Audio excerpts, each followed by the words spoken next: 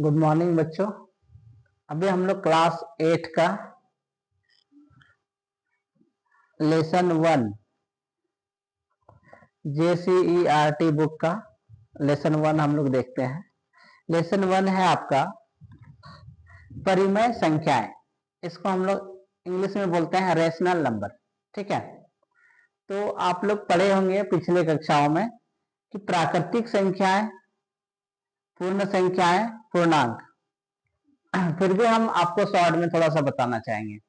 प्राकृतिक संख्याएं, गिनती की संख्या को हम लोग प्राकृतिक संख्या बोलते हैं। जैसे 1 2 3 4 5 6 7 8 9 तक होता है। और अगर हम लोग पूर्ण संख्या का बात करें तो प्राकृतिक संख्या में अगर हम लोग शून्य को मिला दिया जाए, यानी कि प्राकृतिक 1 से लेकर 9 तक का संख्या में अगर हम लोग 0 को रख देंगे तो वो पूर्ण संख्या कहलाएगा।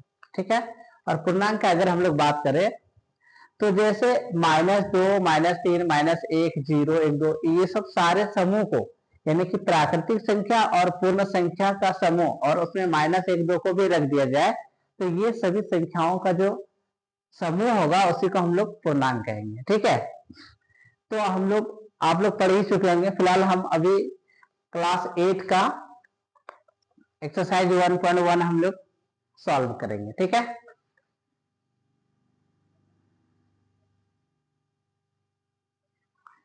तो क्लास 8 एक्सरसाइज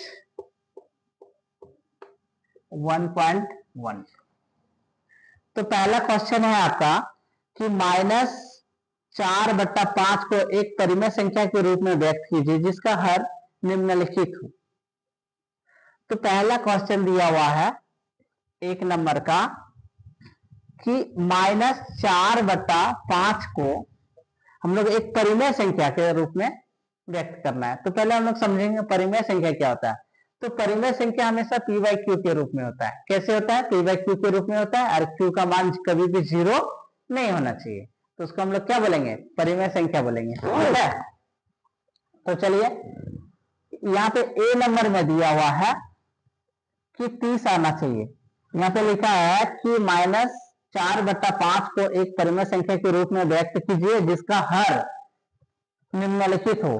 तो अब हम बताना चाहेंगे सबसे पहले कि यहाँ पे अगर कोई भी संख्या लिखेंगे इस तरह से 4/5 जैसे यहाँ पे दिया हुआ है तो ऊपर वाला संख्या को हम लोग हर बोलते हैं। सॉरी, ऊपर वाला संख्या को हम लोग अंश बोलते हैं। ऊपर वाला संख्या को क्या बोलते हैं? अंश बोलते हैं। और नीचे वाला संख्या को हर बोलते हैं। ठीक है, तो यहाँ पे क्वेश्चन लिखा है कि हर जो है वो कितना होना चाहिए? 30 होना चाहिए।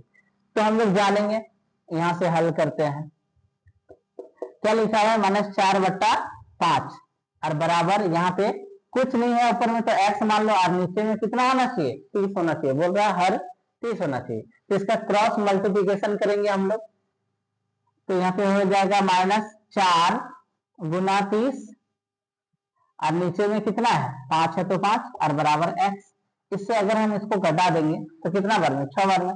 यानी कि मेरा जो x का जो वैल्यू है वो कितना आ जाएगा? -6×4 = 24। तो इस तरह से हम लोग देख लिए कि हम लोग नीचे में तो 30 था और ऊपर में कितना आ गया? ऊपर में आ गया मेरा -24। तो इस तरह से हम लोग का आंसर क्या हो जाएगा? ये आंसर हो जाएगा। ठीक है, इस तरह से हम लोग सॉल्व कर सकते हैं। तो ये पहला क्वेश्चन आपका बन गया।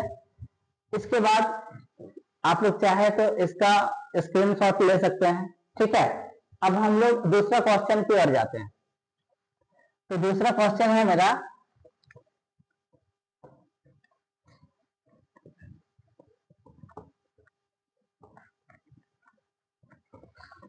दूसरा क्वेश्चन बी नंबर दिया हुआ है।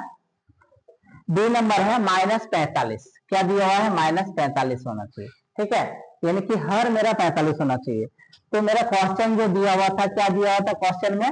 पहले हल लिखते हैं, -4/5। ठीक है, और यहाँ पे लिखेंगे माना कि अंश बराबर x। तो चलो क्या हो जाएगा? -4/5 और बराबर x/-45। अब इसको हम लोग क्या करेंगे? क्रॉस मल्टीप्लिकेशन करेंगे। ठीक है, तो क्रॉस मल्टीप्लिकेशन करेंगे तो क्या हो जाएगा? यहाँ पे x रहेगा और वहां पे है -4/5 और यहाँ पे भाग में है -45, उधर जाएगा तो गुना में कितना आ जाएगा, -45 हो जाएगा। तो इससे इसको कटाएंगे कितना बार में, 9 बार में।